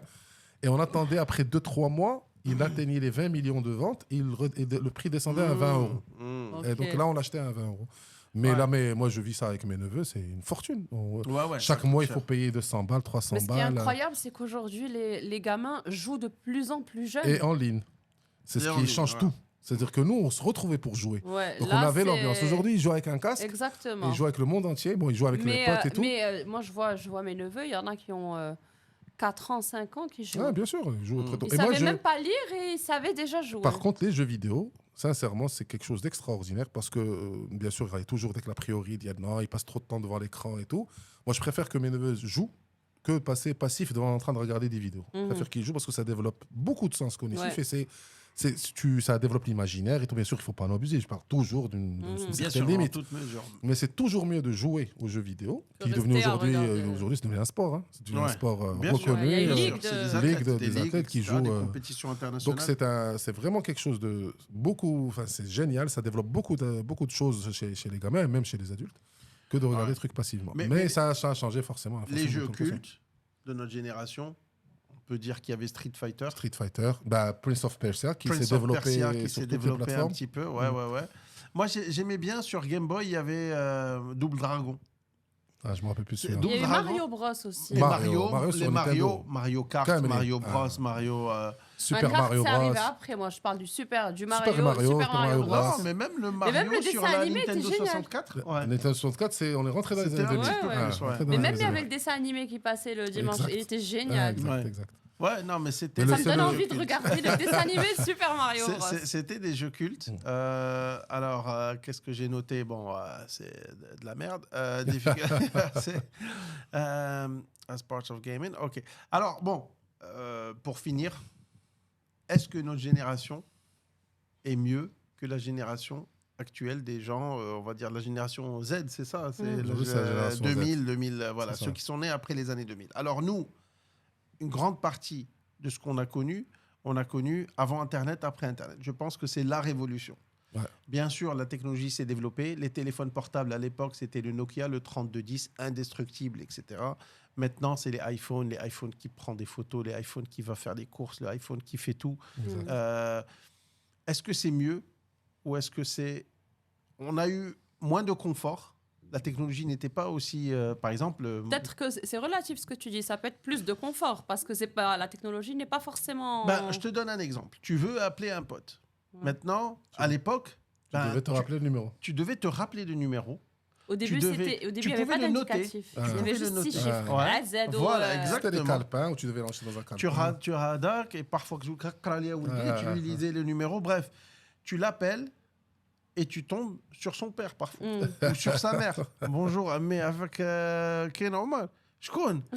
Jawad, je connais. Ouais, écoute, je sais pas quoi te dire là. Je sais pas quoi te dire là. Tu me le passes ou pas? Il te dit et lui il déteste le fait de te le passer et tu le sens. Il te dit ni oui ni non. Il traque et tu attends. Et tu vois, ouais, Jawad, non. Wesh, on va jouer. Je pense pas, mais et il peut pas te dire je te rappelle. Si tu me vois, c'est que je suis là, quoi. Si tu me vois pas, c'est que l'ambiance elle est pas au bon fixe. Et parfois, bien sûr. Pour rappeler une meuf. Ah, bien sûr. Faut pas oublier que le salon, le téléphone, il est au plein milieu du salon. C'est-à-dire, toi, tu parles. Voilà. Faut que ce soit elle qui décroche. Ouais, ça va bien. Ça va. Il fallait justifier la facture après. Qui c'est qui a parlé au téléphone? Mais moi, je trouve que pour nous, c'était meilleur parce qu'on a vécu les deux. On a connu les deux. On n'a pas connu qu'une seule chose. C'est sûr. Et on comprend les deux. Je pense que nos parents... on comprenne un petit peu moins le AI, l'Internet, etc. Nous, on est encore entre les deux, on n'est pas encore dépassé. C'est une génération atypique. Il n'y en aura pas deux. On a vécu le avant, le après, le pendant. On a grandi avec ces choses-là. Ouais. Alors, je n'utiliserai pas le mot mieux parce que forcément... Moi aussi, mais... Ouais. Là, oui, parce que... Là, je veux dire, je sais, parce que... C'est ce que je pense. Je pense que c'est mieux. Mais je me dis, toute génération, on va dire ça, de ce qu'elle a vécu dans son enfance et tout, mais j'ai peur que tu aies raison. C'est peut-être tragique de dire ça, parce que ça ne veut pas dire qu'ils ne vont pas vivre des choses belles ou quoi que ce soit. Bien sûr, mais très différentes. Mais moins authentiques. Mais en fait, c'est des choses que... Moi, je dis toujours, l'écart d'âge qu'on a aujourd'hui avec la génération, il est de 20 ans. Sauf que moi, quand j'avais 20 ans, mes oncles qui avaient la quarantaine, c'était des vieux monsieur pour moi. C'est des gens que j'avais aucun lien avec eux. Ouais. Je partageais rien avec eux. On a gardé le lien, c'est vrai. Nous, on vit exactement la même chose au même moment. Au même moment. Moi, nous, j'ai l'impression qu'à notre âge, on est plus jeunes que nos parents à notre âge. C'est ça, parce qu'on partage les mêmes choses. On a vécu les mêmes choses que la génération Z. Et on leur dit, gars, s'il y a des choses qui sont mieux aujourd'hui, on n'a aucun mal à le dire. Bien sûr qu'il y a plein de choses qui sont mieux maintenant qu'avant. Quand on avait rendez-vous avec quelqu'un avant, comment tu arrivais, tu attendais? Ouais. Allô, t'es où? Tu peux pas, tu dois attendre. L'intrusion du téléphone en tant que tel dans nos vies, c'est quelque chose qui est terrible. Enfin, je veux dire, quand on t'appelle, tu es obligé de répondre. Si tu n'as pas répondu, c'est que tu n'as pas voulu répondre. T'es en ligne, on voit que t'es en ligne, on voit que tu es actif. On est devant toute la journée, on consomme de l'info comme jamais, on consomme des choses comme jamais, on ne sait même pas à quoi ça sert. Donc, au fait, on vit ça de façon en direct. En fait, on le vit pleinement et on n'a pas de recul. Donc, le recul qu'on a sur notre génération, forcément, on est nostalgique. Forcément, il y a des choses qui nous manquent et tout. Et on se le dit de façon... On sait que c'est des choses magnifiques. C'est pas très longtemps, c'était il y a 20 ans.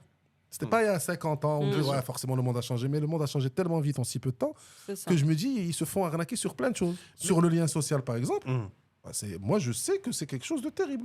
Aujourd'hui, un jeune homme de 17 ans, de 18 ans, et une jeune fille de 17 ans, 18 ans, où ils vont se rencontrer, si ce n'est pas sur des applications, où ils vont à un lieu pour se voir, se rencontrer, passer un moment ensemble, se connaître, vivre un moment romantique, se créer des liens, même avec des potes, et se constituer une histoire. Où tu vas vivre aujourd'hui ça? Mais c'est vrai que maintenant, on a on a beaucoup d'écrans qui sont interposés. Exact. Alors qu'avant, c'était du direct. Moi, par exemple, mais même le Maroc a beaucoup évolué.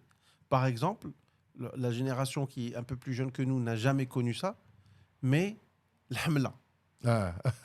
C'est les campagnes. Comment tu peux expliquer ça? C'est-à-dire, moi, j'ai vu devant mes yeux, à un certain moment, un homme et une fille, un garçon et une fille ne peuvent pas être ensemble, marcher ensemble s'ils ne sont pas mariés.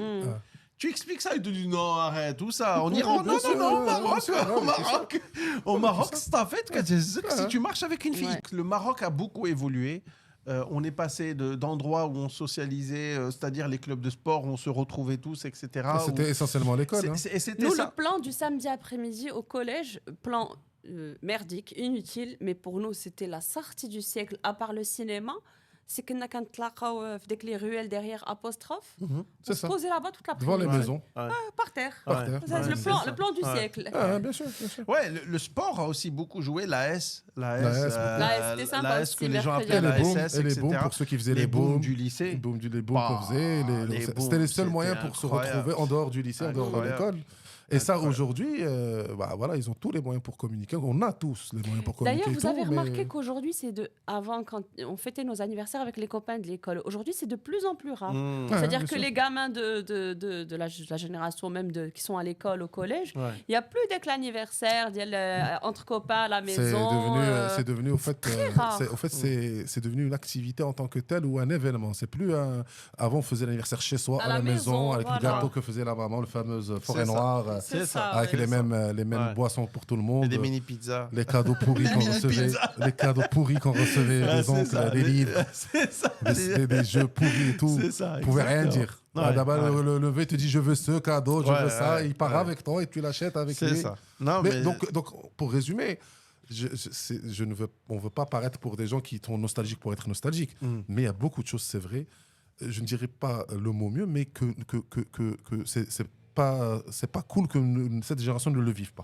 Parce qu'on sait que c'est cool. On sait que c'est quelque chose et on le sait. Quand on leur dit, venez, on fait une soirée, vous écoutez notre musique, on fait un karaoké, on fait des jeux et tout, ils adorent, on le voit. Ils aiment. Et ils ne peuvent pas s'ennuyer. Ils peuvent pas s'ennuyer. Et donc, forcément, il y a des choses qui ont été mieux. Et puis, tu as parlé d'ennui, c'est que nous, on a appris à s'ennuyer. C'est magnifique. Je pense qu'aujourd'hui, ils s'ennuient. C'est magnifique de s'ennuyer. C'est un drame pour eux s'ils s'ennuient. Moi, parfois, je prenais une aiguille, je mettais, tu l'avais sur la première couche de la peau. Ouais, bah oui. La colle. La colle. Non, mais ça inventait des jeux juste parce qu'on n'avait pas grand-chose à faire, mais ça ne nous dérangeait pas. Et puis, on jouait avec les poupées, les Barbies, là, je peux... On avait l'imaginaire qui partait très loin. Non, mais aussi, je pense que quand tu appelles un pote, tu lui dis viens, on va se voir. À notre époque, il n'y avait pas forcément une activité. Non, du tout. Viens, on va se voir. On va s'ennuyer tous les deux. D'abord, c'est attention, il faut que tu programmes. On va voir on va faire quoi. On va faire. Et c'est vrai que le rapport humain, simple, sans rien, sans artifice, sans technologie, c'est le plus dur. Ça se perd un petit peu. Et nous aussi, on est victime de ça. On a le téléphone scotché à la main tout le temps. C'est pour ça que c'est une génération atypique. On sera les derniers peut-être à le vivre, mais moi, je me dis que ce serait dommage Il y a plein de choses qu'on peut abandonner parce que la technologie a évolué, ou la façon de consommer a évolué. C'est pas grave. Il y a des choses... L'accès à l'information est devenu incroyable et tout. Donc, c'est pas forcément mauvais. Il y a le lien humain. L'homme a été créé depuis qu'il existe. C'est pour avoir un lien social. C'est pour créer des histoires ensemble. Et un lien social direct. Et les réseaux. Et ça, je tiens à conclure sur ça. C'est qu'on croit que les réseaux digitaux, les réseaux sur les plateformes, c'est des réseaux réels. C'est pas des réseaux réels. Le vrai réseau, c'est celui que tu construis depuis tout petit. C'est tes amis du lycée, de l'école, de tes passions que tu pratiques, du boulot. Et ça, il faut le maintenir. Il faut le maintenir vivant. Et donc, pour le maintenir vivant, il faut voir les gens. Il faut vivre avec des choses. Mais c'est vrai que je ne sais pas si la génération... Nous, on a des potes qu'on connaît depuis peut-être l'école primaire ou le collège. Je ne sais pas aujourd'hui si ce lien se maintient et va se maintenir au fil des années. C'est surtout ça. Est-ce qu'il va se maintenir? Parce que nous, on a grandi, on a partagé des conneries. Quand l'âge d'adulte arrive et quand tu dois trouver un boulot et tout ça, et que tu trouves que tu ne connais personne... tu connais c'est des connaissances différentes. Alors que... Quand tu es à notre âge et tu te dis, regarde, quand tu croises quelqu'un au boulot, un truc comme ça, ce que tu as vécu avec lui, quand tu as croisé avec lui, ça crée un lien qui est beaucoup plus réel et beaucoup plus efficace que quelqu'un que tu as sur LinkedIn ou je ne sais pas où, et qui est juste un truc anonyme, au fait. Donc, pour le coup, juste pour ça, il faut qu'ils maintiennent ces liens-là.